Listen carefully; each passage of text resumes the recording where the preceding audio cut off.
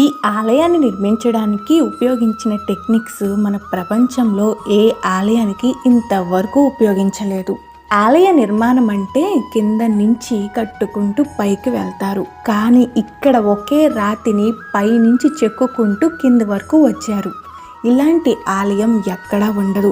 ఒకే రాతి మీద చెక్కబడిన విశ్వనాథుని ఆలయం. మహారాష్ట్రలోని ఎల్లోరా వద్ద ఉన్న ఈ ఆలయం ప్రపంచంలోని అతిపెద్ద రాతితో చెక్కిన గృహాలయంగా గుర్తించబడింది. రాజకృష్ణ రాజవర్మ వంశకాలంలో 8వ శతాబ్దంలో ఈ ఆలయాన్ని నిర్మించినట్లు హిస్టరీ చెప్తుంది.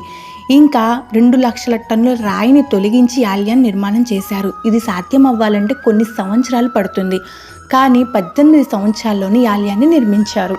ఇది ఎలా సాధ్యం అనేది ఎవ్వరికీ అర్థం కాదు. ఇంకా ఈ ఆలయంలోని ప్రతి శిల్పం, ప్రతి ఘట్టం ఒక కథ చెప్తూ ఉంటుంది.